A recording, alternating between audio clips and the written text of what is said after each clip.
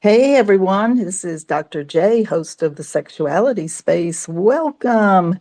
We have lots of fun going on today and different things that we're going to talk about. My silent co host, Misha Elliott, all around woman, I can do anything, is behind the scenes organizing our business for today. For those of you listening on the replay, the Sexuality Space is live every Wednesday, noon Eastern on Twitter. Here I've created a sex positive community where we talk about different sex topics, meet CEOs of sex companies, sex educators, researchers, writers, and I want you to see me doing my work in the daylight as I integrate sexuality into everyday life. And as a reminder, this is a recorded space. It will live on the Twitter timeline. It'll be repurposed on my website, FlowGen playlist, and on YouTube. So I see we have some regulars here. Hello, and our guest has arrived. Hello, Tin Kim. Please note in the bottom right-hand corner that the space is equipped with its own chat feature. So you can ask questions there as the space goes on, or you can direct message Misha or me with any particular questions. Last week in our space, we had a riveting discussion about sensory pleasure. And yes, we discussed all five senses and all the fun things that we could do in that process. And I want to go ahead and tell you at the front end here that next week is a very special event. Tin Kim, you are more than welcome to join in this celebration. We will be doing a book launch with Rachel Kramer Bussell for her book that comes out next Tuesday, How to Write Erotica. And Tin Kim Lamb and I both are contributors to Best Women's Erotica Volume 3, so I'm really excited to support Rachel in this particular event next week. So mark your calendars for that. This week, we're going to be talking about sex toys then and now with my special guest, Tin Kim Lamb, romance writer extraordinaire and founder of Bawdy Bookworm. So, Tin Kim, hey. Hi, I'm super excited to be here. I've been in the sex toy field, gosh, since like 2000, so things have changed a lot. Oh, well, this is so great because what I want to do before we start talking is to kind of give, that teacher in me comes out. I just have to do just a teeny weeny little bit of history just to kind of set the stage for why this conversation is so cool and so important. That okay with you? Yes. Okay, so the first sex toy on record is a dildo found in Germany in 29,000 BC. So we're talking about the ancient Greeks had sex toys. The Han Dynasty in China had sex toys. We can look at the Kama Sutra in India and the sex toys that they had in the book. But we want to move into a more modern era. And in the 1600s, we actually can identify sex dolls for sailors. Um, we had, interestingly enough, in the United States, where things start to get interesting from a legal direction, in 1873, the Comstock Act was enacted, and it made it illegal to send any items considered to be obscene or lewd through the postal system. And luckily enough, it was repealed in 1965. But I will address that in just a minute when we get to today.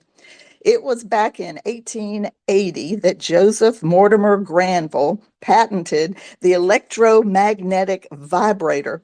And moving from that, it was in 1968 that Hitachi wand was created.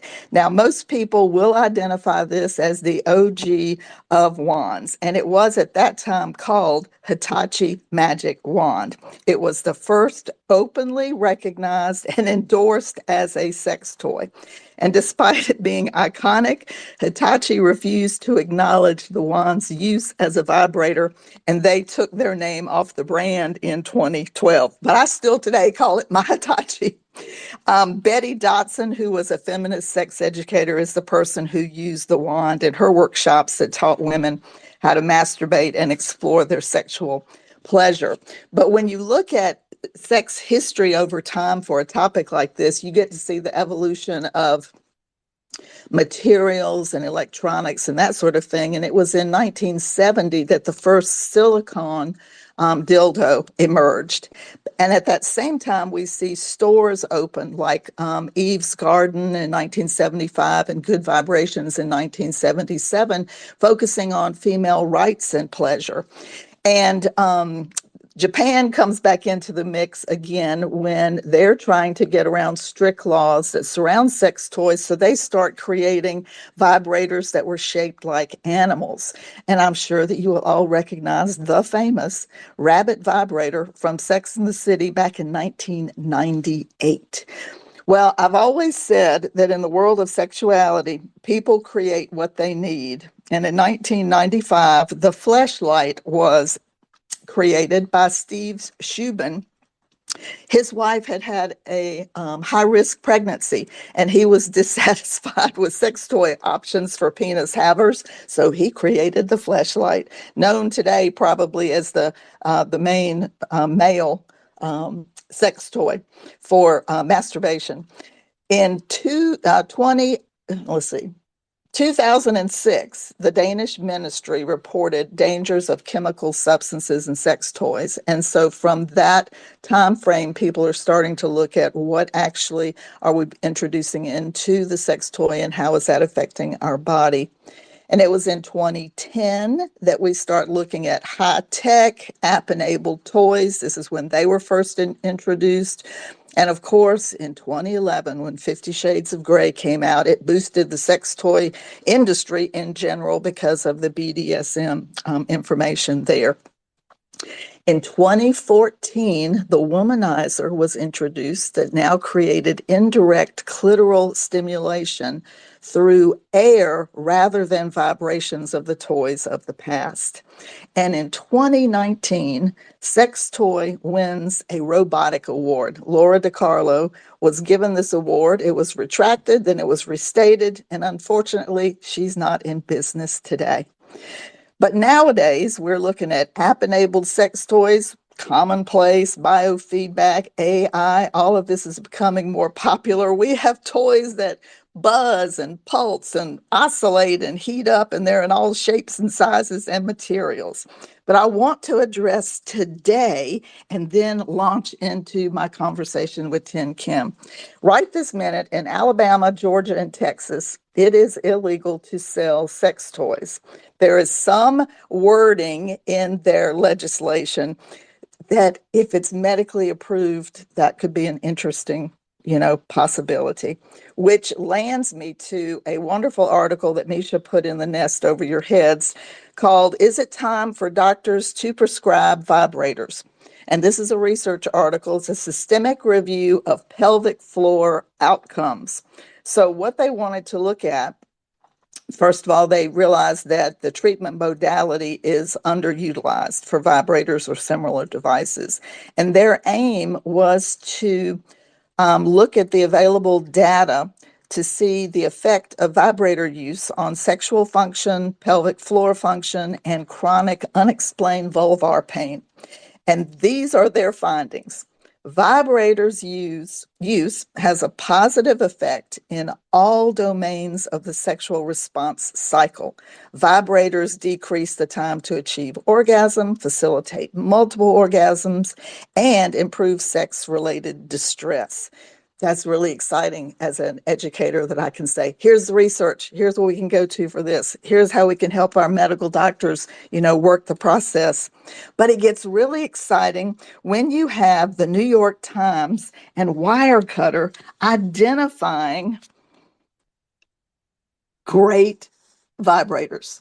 So they listed just this month the best, their pick. It was our pick, runner-up budget pick, and the Magic Wand rechargeable was their number one pick, with the runner-up being the plug-in. And I have to tell you, having one of the original models, I can tell you had to be just about next to the outlet because the cord was so short to be able to use it.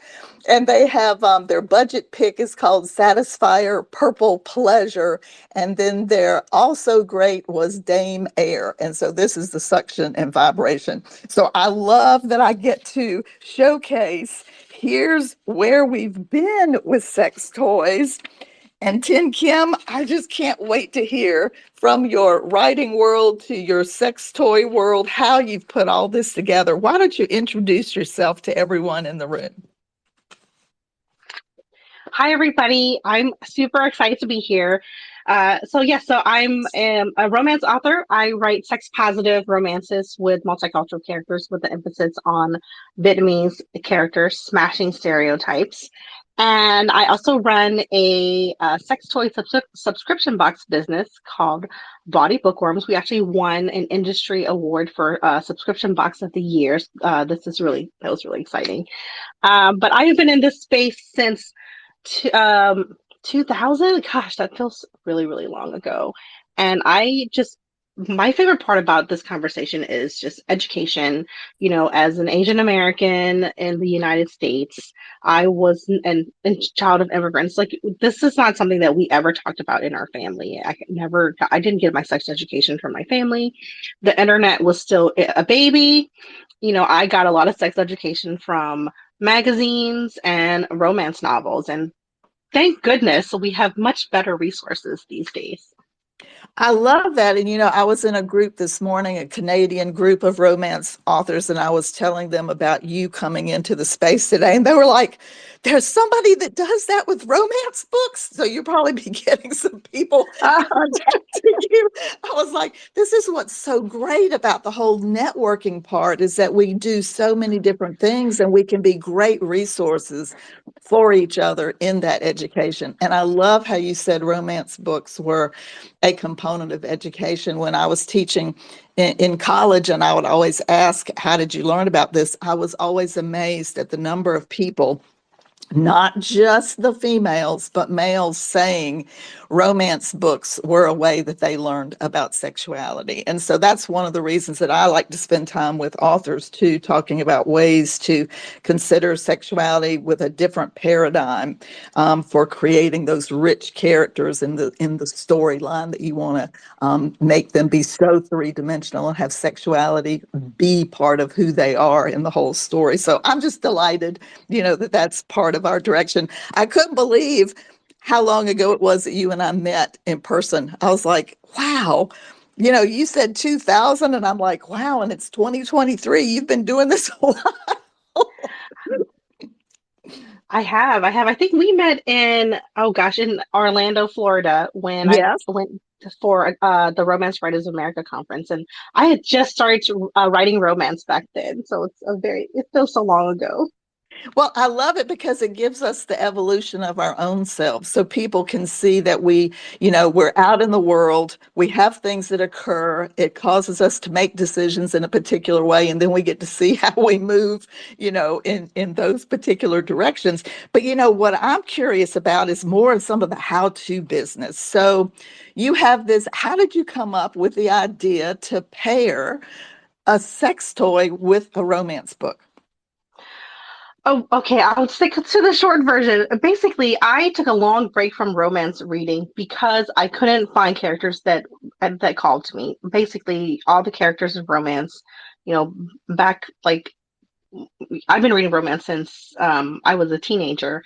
But in like the 2000s, early 2000s, everything was very white, cis, heterosexual, and I just kind of fell out of love with the romance novels. And I came back into it after I became a parent, and I just needed something that took a little less brain energy to read than literary fiction, and something that wasn't so depressing. And Yeah. I found romance again, and I realized like the landscape had changed a lot thanks to ebooks. I think that would be like the height of the gold rush of ebooks, right? Especially for romance. And I realized, hey, look, there's all these authors who aren't traditionally published, able to get their stories out. They're writing characters of different ethnicities. We're seeing more polyamorous relationships. And I was just so happy to jump back in.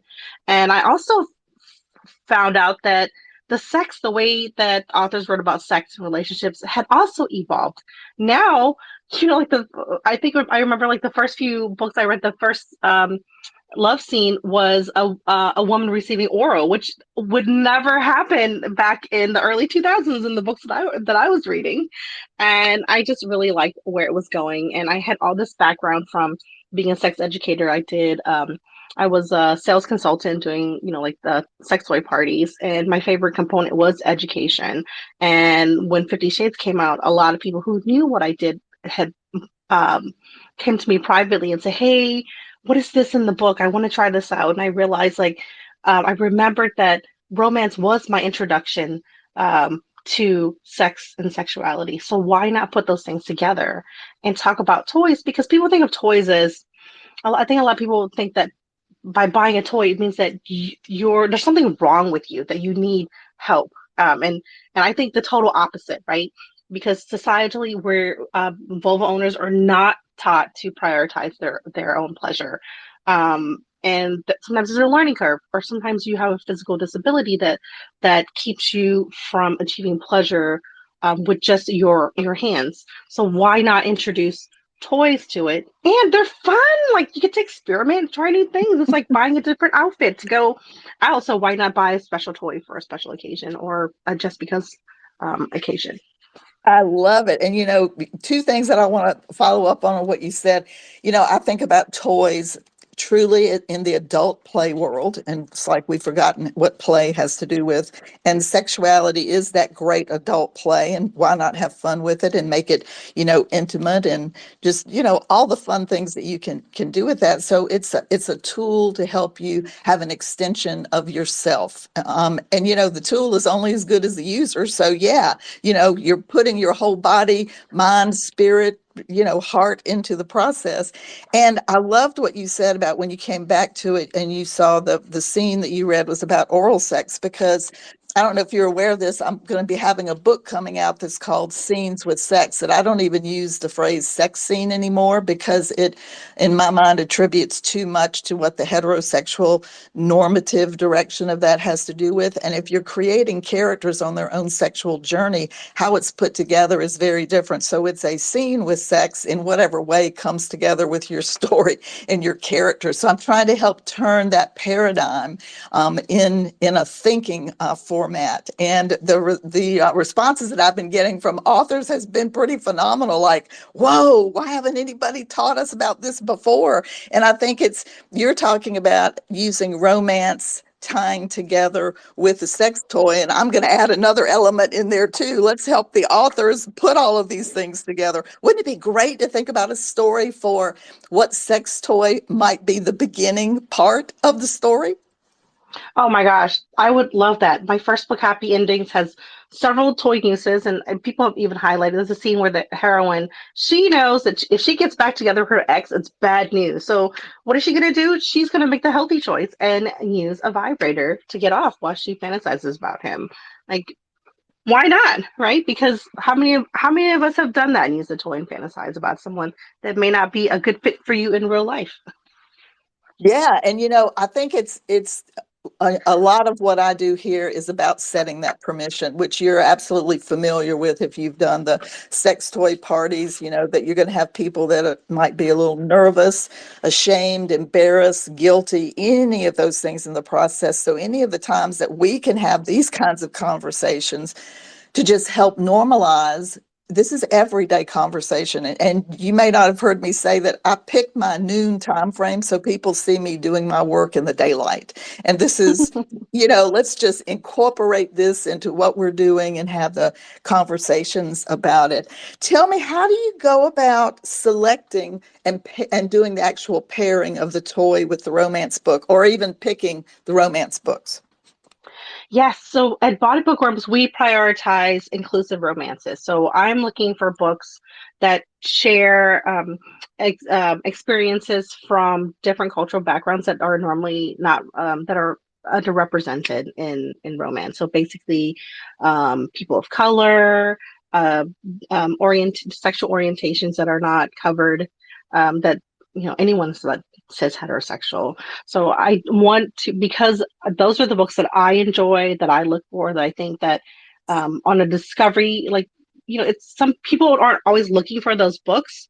Um, purposefully. So I want to put them in their hands and say, hey, here's an author you should try, because their book is going to talk about Southern Black culture, or this book is going to talk about Jewish, being Jewish and depression and intimacy. So I really want to put those out there and just share a different look. And even though those topics may sound serious, like there's wide ranges, right? Romance is such a wide range. So that gives people a different experience when they're reading the romance. So I like to sneak in a little bit of learning and education in there. And then the toy just really depends on the book. I always pick the book first, and then I come up with a theme. Like maybe there is a love scene where a toy is being used, but I would say like 80% of the time there's no toys in the book. But I usually pull a theme up for the experience, to bring up the experience. For example, Blood Thinners by Heather Novak was our summer box, and it's a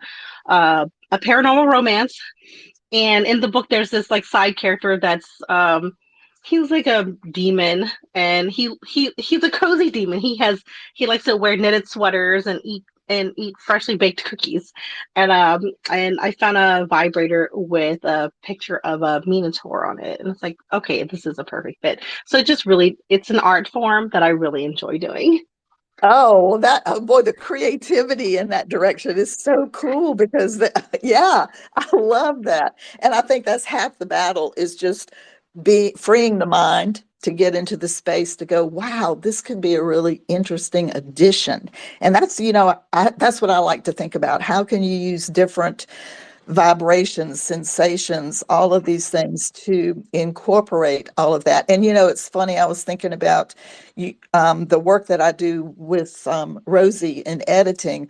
Their sexual wellness platform is all about research, and they have done specific research on erotica. And they have determined that when you read erotica for women, you experience desire, arousal, lubrication, and orgasm. So if we know those things are happening, you read a book that has some great scenes and gets the energy flowing in that direction, and then you pair up an interesting item in that direction, we really are working on the sexual wellness direction. And I love that. Right. And I think that reading these scenes in the books give us permission to at least fantasize. Think about like what do you want to try? And here's a safe container to do it, right? Maybe you don't want to tell your partner that you want to try a threesome, but hey, you read about them because it turns you on, and you just want to play around with that idea and fantasize with it, and then there's a toy there for you.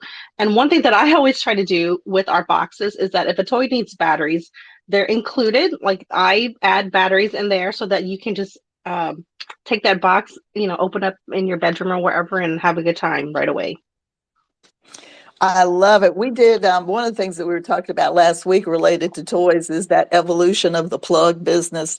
Is it the cord that you actually plug directly into the wall socket? Is it the ones where you have batteries? And I was talking about teaching and having a suitcase full of sex toys, which if you do parties, you know what I'm talking about.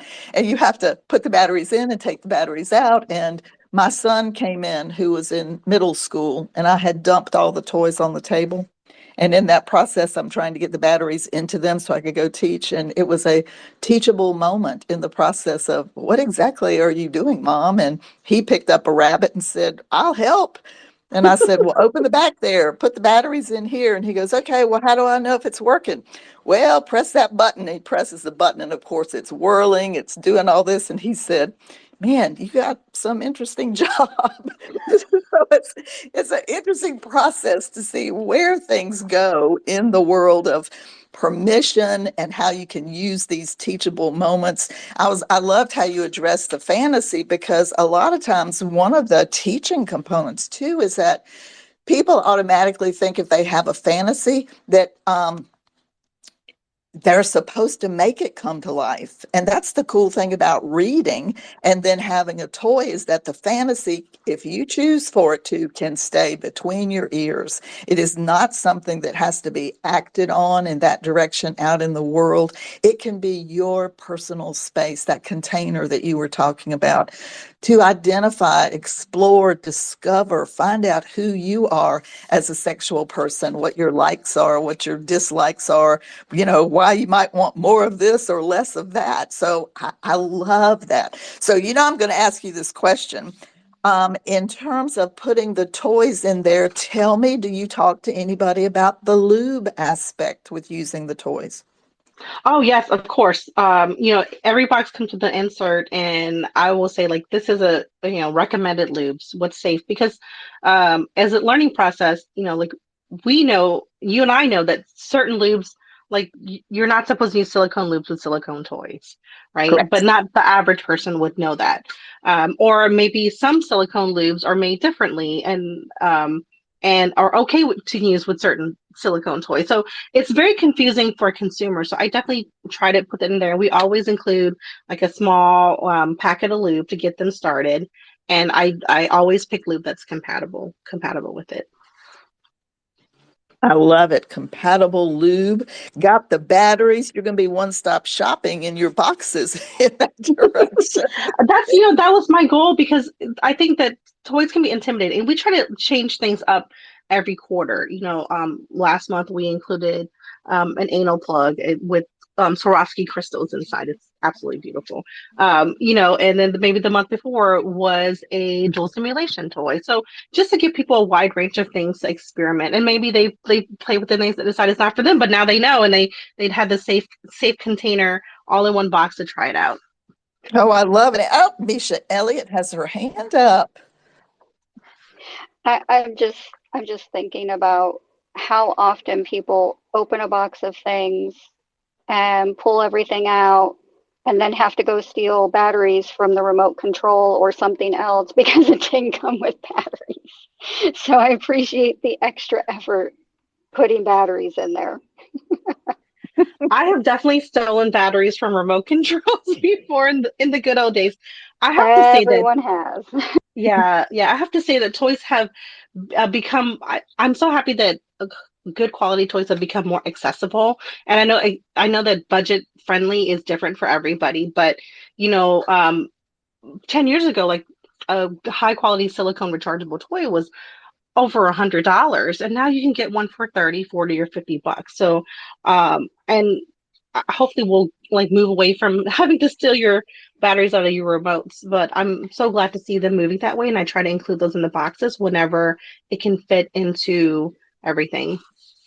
That was interesting. I was going to ask you what you were addressing there was the range of the toys that you have used up to this point. Is this determined by the subscription size box that you're doing, or are you basing it on something else? There's so many parameters when choosing a toy. So we just finalized everything for the spring box, which comes out in the end of March. And there was this one toy that I really wanted to put in the box. However, the packaging was so big, that's what she said, was so big that I wouldn't be able to include like all the other things, like the boxes and the other products that we wanted to include, because we try to include a book, a toy, and then two products that go with everything, the other two items. So those are all the things to consider, because some companies put big packaging, like put their toys in big packaging because they feel like it creates a bigger value, which is great when you're in a brick and mortar store. But when you're shipping everything in an 11 by 8 by 3-inch box, space is very important. Yeah, and last week I was doing a class in my women's group, and I had all of my things out on the table, and I had one of your toys, and I sat here. It's the necklace. It's the rose gold Oh, love cylinder that toy. necklace. And I was sitting here going, wait a minute, I know this is supposed to open. I'm laughing and I'm trying to open it. And one of the people said, you're turning the wrong end. I love it when you have these experiences and you go, we all have to think these things through, and how does this work and what's the best way to do this, and sharing information and getting to the place where we can actually do that sharing of information so people can see the laughter and the silliness and the fun, because it doesn't matter what we do play wise if you can keep that energy and lightness of playfulness, then it'll make all of this be a lot easier in the process. So I have Yeah. an odd question that I want to ask you, Okay. because as a business person, I'm always interested, and I see, you know who Cindy Gallop is, right? Yes. Make Love Not Porn. So she got kicked off of LinkedIn. So it always makes me wonder. I look at Bryony Cole doing Sex Tech School and all of the folks trying to help sexual wellness, true wellness, stay where people can find us. Have you got any stories about where you've had issues in making this come forward? Oh, so many. I think the one we hear about the most is when I first started. So Body Bookworm has been around for 8 years, and I tried to buy ads on Facebook when I started, and all my ads were not accepted. And I think eventually they just put me on a blacklist because I would also try to buy ads. That was to our blog post about romance books. So it wasn't even about sex toys.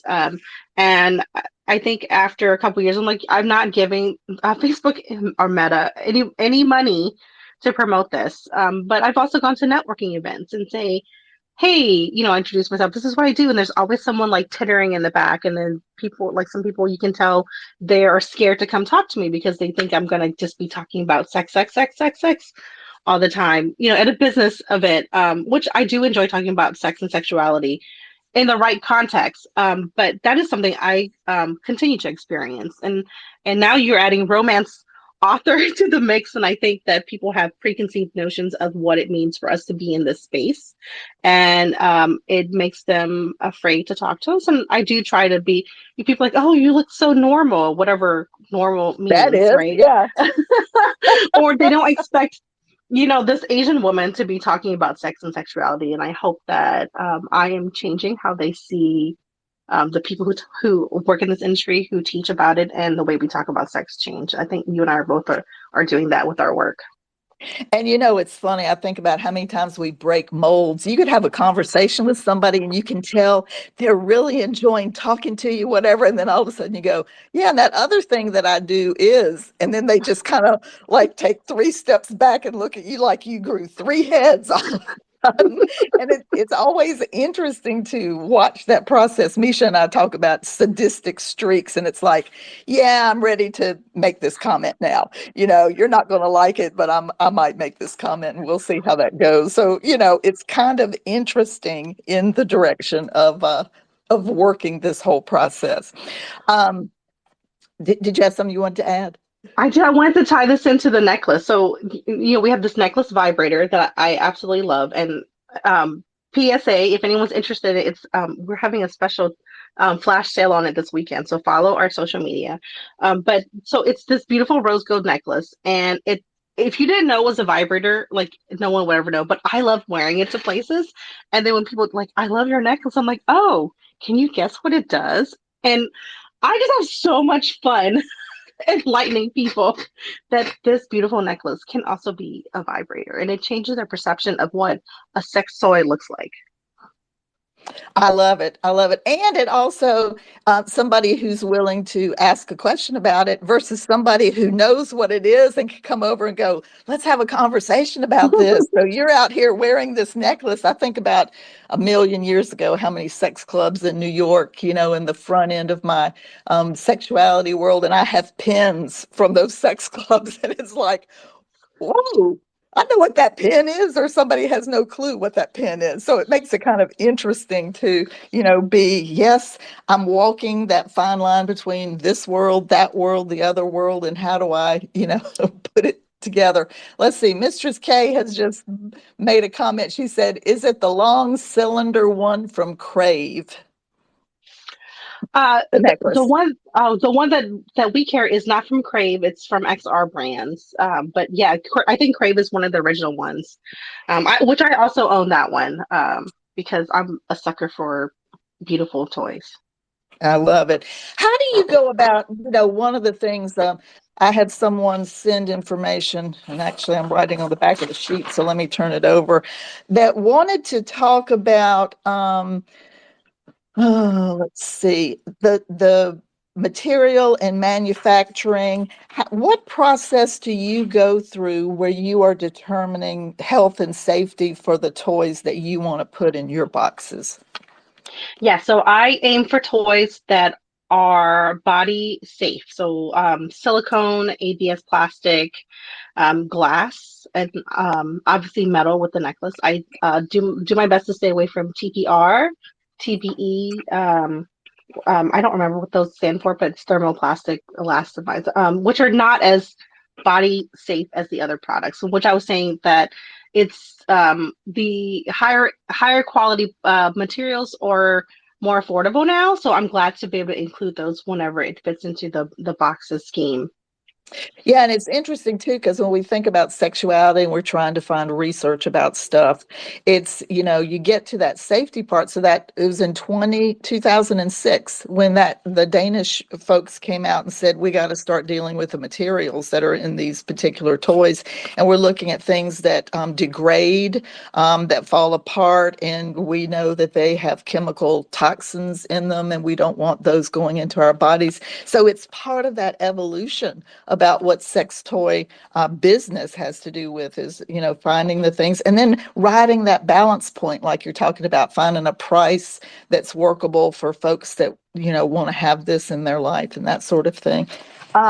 When you look at your boxes, I would like to know what has been your most favorite box that you put together, your all-time favorite box. Oh my gosh, you're making me choose.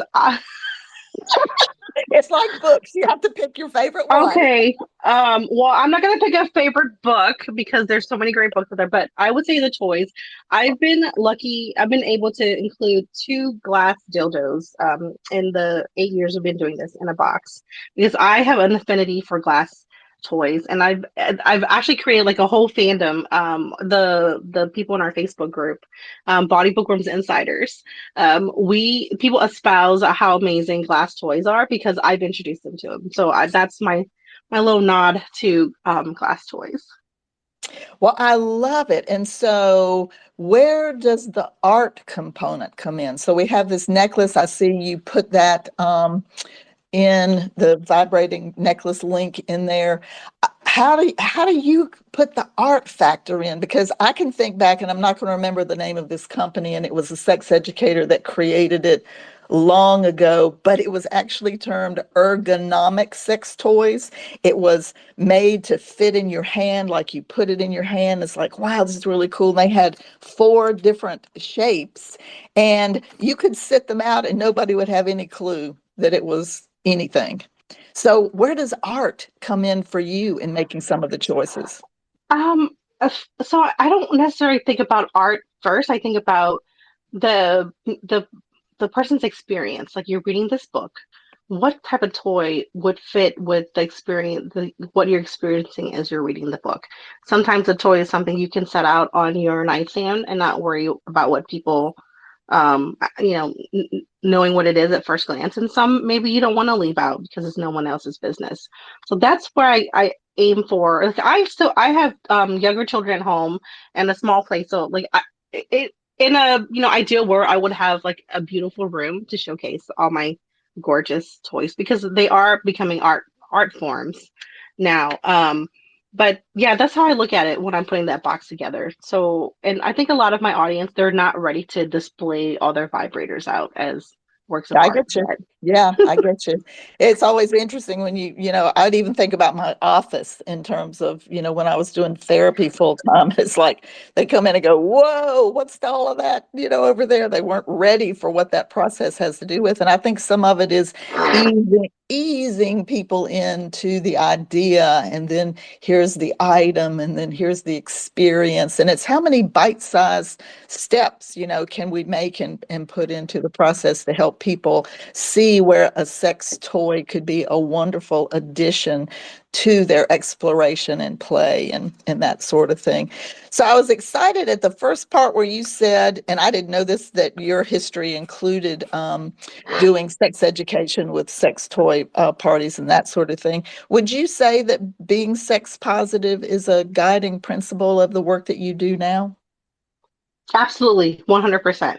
You know, my core values for my work is inclusivity and sex positivity. And you know, with my books, so they're all part in the same world. And I had created these women called the Boss Babes for in Happy Endings in my upcoming book, Full Exposure.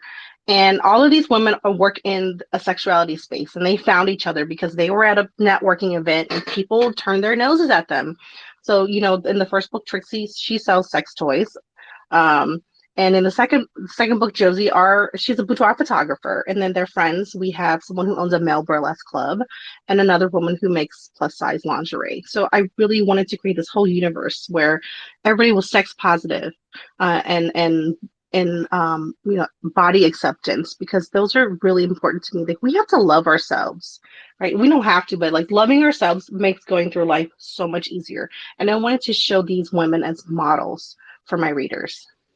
Oh, I love it. And I the project that I've been working on for the last little bit, I've got a journal that's coming out in August, Purple Sex and Love. It's a guided journal for women for sexual wellness, and it's focusing specific on physical, emotional, mental, and spiritual. And I created a card deck, and the card deck is available, and it's focusing the way that you're talking about. And I think for those of us who have specific sexuality experiences, to be able to tie those together and create products, it makes it more accessible and easy for people to make that connection. In my novel world, in the same way that you're saying you created that universe, mine is set in a sex therapy education and research facility. And so it's got, people could come in and have conversations in all sorts of different directions for how we have pharmaceuticals and how we do this. So yeah, I can't wait to get your book, which is coming out, what, next week? February 21st. February 21st. Excellent. Well, I'll be in line for that. Well, I see that my friend Maria has requested to speak. So let me give her, let's see, add as a speaker. There we go. And see what comment or question that she might have in the process. Hi, Maria. Hello. I'm so excited to be here. Oh my goodness. I haven't talked to you in so long. I love it. I just wanted to pipe in and just say, I love the ideas being expressed in this particular space. I love all the work that you do, Dr. J. I have not been able, Oh, thank you, Maria. seriously, I really want to have a conversation with you on my podcast because I love your voice and I love what you do out here. I just wanted to pipe in quick because on social media in general, a lot of us are very, well, I'm not really, but but a lot of people are very cautious about where they go and what they share out here in the world. I've been in some Twitter spaces here where sometimes, they're advising to turn off your notifications so your followers don't know where you are. And there are reasons to do that. It's not a bad thing. But I want you to know that my notifications are on because I think that more people need to be exposed to conversations like this. And years ago, a good friend of mine at my kids' preschool, she was in the adult entertainment industry and she sold sex toys in my area. She was, she was the odd one. All the other moms would be like, "Ooh, that's so and so." And I had a party for her at my house so that we could talk about the sex toys. And so many people came. Well, quite literally, but it was but it was it's really nice to get the conversation out there. There's nothing I love.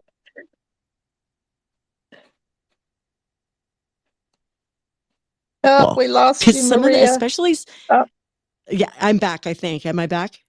Okay, Yeah, sorry. yeah, So of yeah, you're course back. somebody's calling me. Um, but the artwork that you were just talking about too is that you can walk past, a bong shop with all the glass pipes and everything, and they're beautiful. A lot of those could be in your basket, right? But it's so much fun. So I just wanted to pipe in and give you guys encouragement. I love the conversation. I love the willingness to be out here, and yeah, it's great. That's all I wanted to add. Thank you. Oh, lovely, Maria. So are you wanting Tin Kim to be on your podcast too? Sure. Sure, we could have a little panel. I love it. Because also, I mean, seriously, you guys, the safety factor. I love the safety that you're talking about. Because, when I was in like seventh or eighth grade, I remember there was this girl in our class under her desk. She would use a lead pencil and she would be poking herself under the desk. And everybody knew she was doing it. She was like but it's like lead.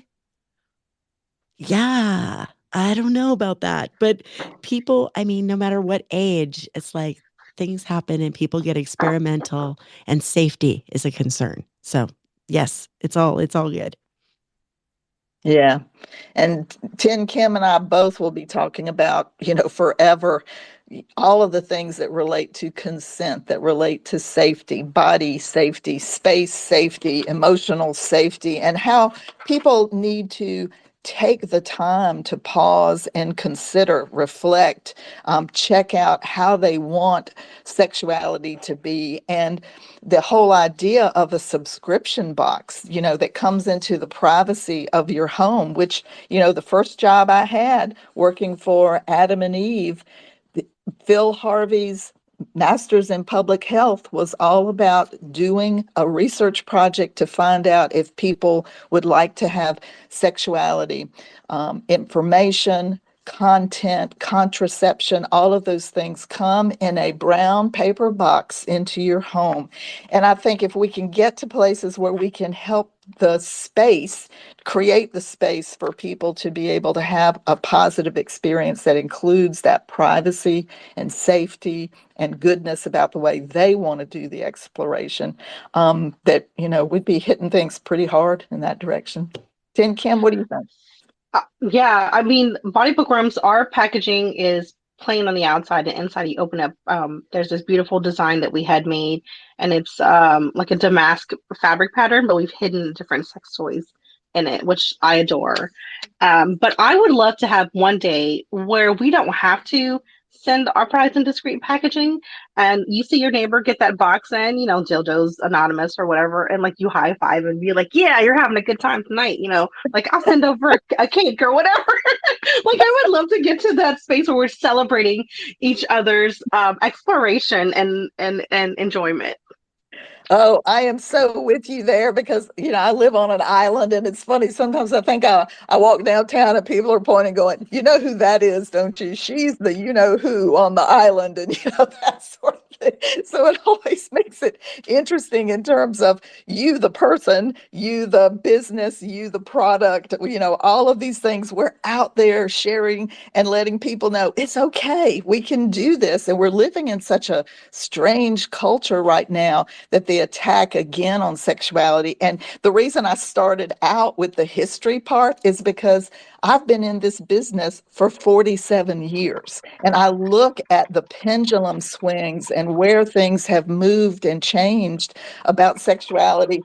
Can't talk about this today, or like you said, Tin Kim, we can't have these ads, or, now that we're moving into sexual wellness, can we have some more work where ads will, make this be a good thing for us to be able to talk about the balance of sexuality being integrated and a component of our holistic self. And that makes it interesting in and of itself. Maria, you have your hand up.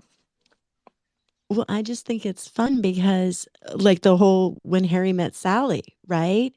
We want to live in ways that we can express ourselves and not hide stuff so much. Everybody may not seek the same kind of entertainment, but you want them to see people happy And you want them to feel like, I want to have as big a smile as Dr. J has on her face. Like, how do I get that? And I think people get really stuck when they think they want something and they think there's something bad about it. And I think that's where the anger and angst and judgment comes from. I wish they could just see happiness and figure out how they can get that in their own lives at whatever level that they're at. It's okay. There's no pressure either. But it's like, you know, I want what she has. That's what we want. That's what we want the whole world to be love and share. And I love that you brought it up that way because it made me think about the World Association of Sexuality added this year pleasure as a component in their definition of sexual health. And I think when we can identify as professionals and say pleasure is truly important for that quality of life, whatever that is for you, however that comes together, get Tin Kim's box and, we'll be checking out all of this stuff. These are the things that we can promote as a quality of life descriptor in sexual wellness. And I'll be singing that song till I kick the bucket. So y'all can just, appreciate that right now. Mish, you have your hand up. I am almost fairly certain that you have told a story about somebody seeing you on the front porch and stopping to ask if you were who they thought you were. Yeah, I've had that kind of. So yes, the people on your island are talking about you. You're not imagining it. Okay, well, yeah, that's how it goes. So, Tin Kim, as we come getting close here to we had about 10 more minutes. What did I not ask you about that you wanted to address for all of us? Oh gosh, we covered so much. I think that, just talking about taboo and judgment, the less there is, and then people can come feel more comfortable asking questions when they don't know things. I think this is where misinformation can spread. I'm not on TikTok as much as my teens, but like stuff will come up and I get so angry. I'm like, this is not true. Like if we actually like taught people about sexuality and the human body, like we would know these things and the information wouldn't be spread. Misinformation is spread, and that is what frustrates me. And that is what I'm glad there's people like us working to do to be out there and say no, like don't put this up your vagina because it's not going to help. That's right. There are a lot of things that people need to know in that world. And I get nervous about where, I live in the state of Florida. And so I'm looking at what education is happening in this process. And I have friends who teach human sexuality in college classes, just like I did, and wondering now if human sexuality is going to even be a class that's going to be able to be offered. So we're back to a funky pendulum in terms of we're out here, you and I can be out here talking about this, making connections, letting people know who we are, what it is that we do, that we're people that people could ask questions to and get information. And I'm the first to say, and if I don't know it, I will find somebody who will get you the answer to that question, because nobody knows everything, but I've got a huge Rolodex with a lot of people that I can connect with. And that's what makes, the teaching for me and the continued education to be so important. And I am just tickled that you would spend time with us today, Tin Kim. It's been too long since you and I have done anything together, and I could see some wonderful things. I have a feeling that Canadian romance group's going to want to have some conversations, so we'll be checking in on that. Mish, did you have anything that you wanted to ask? I know we had several different conversations about this. No, but have you ever thought of doing like birthday boxes or anniversary boxes? I mean, we do have boxes that you can purchase outside of a subscription. So one-time purchase boxes that you can give to a friend or yourself. Yay, Definitely, I'd thank say you. celebrate every occasion with an orgasm. I love it. I need that on a mug. I need that on a mug. Can we do that too? We're just having so much fun with the creativity part. It just makes it really cool. I was just thinking, you said the Canadian authors and how you are trying to change how people look at love scenes in romance novels, and it's interesting because people ask me, I really enjoy writing love scenes in my romance novels, and people ask me about my process, and I think for me, having written erotica and scenes in romance books, and there's a little bit of a difference, but for me, like whether I'm writing erotica or a romance love scene, it's not about not necessarily about the physicality of that moment, but I think people like I want to bring in the experience, right? Like, how are these characters experiencing this moment? How does that affect their relationship? And I think that's really what makes an intimate scene sing. Absolutely. And for me, it's taking that information, and I talk about anchoring on the first word of chapter 1 to know that you have a holistic sexual character, because there are so many elements, the way you could describe them, the way they walk, the way they move, the way they talk. Any of these things have sexual elements to it. Or even I ask people about how detailed do you get with your sex history for your characters, and how do you know how they fit together? And they're like, and I'm like, see, that's the sex therapist piece in me, because I can tell you that. I can provide some information that's going to make the depth of what you're talking about, the experience, why this is important, where the micro tension is, and the sexual journey, wrapped up in that great glue that's drawing us in, using the chemicals in our brain that's the oxytocin, the dopamine. Those things come through in the writing, and how they parallel with what's going on in a person as sexual arousal, and all of that's going on. And the meaning of sex is huge. And in the same way that we're talking about this, Tin Kim, as writers, and I was in a group night before last, I don't remember which night I was, and they were saying, hey, I'm a writer, but now I'm starting to think about scenes with sex in my life. How do I do that in my life? And it's all about the sensory components and the experience and the setup and all of that. So I think there's so many different ways that we can go about it. I am just absolutely tickled that you were here today to talk about your boxes. Well, thank you for having me. I will be happy to come on anytime and talk about sex. Now that's the kind of thing that I love to hear people say. Well, come on, we'll talk about sex. It's just one of those things. And I see that Maria has posted this lovely picture that says, count your orgasms, not your calories. I love That's a that. pretty take. That's worthy of a mug. That is worthy of a mug. I kind of like that one in the scheme of things. So let me move here into, closing us out. And Maria, thank you for coming up on stage today. Do you have anything that you'd like to sign off with? No, I'm going to follow up with you later, because I would love to have more conversations like this. Yeah, I love what you do out here. And all of you guys, really, thank you for sharing. Thank you for your vulnerability, your honesty, and your huge smiles. Thanks, Maria. So, Tin Kim, what would you like to say in terms of wrapping us up before I sign us off?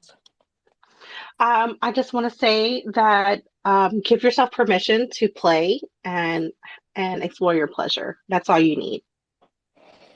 I love it. Play and explore. There we go. Well, this has been a delightful hour, and I am so happy that Tin Kim was here to share, and that Maria hopped up on stage and Misha was chatting. And as always, I have to thank my lovely, today not so silent co-host.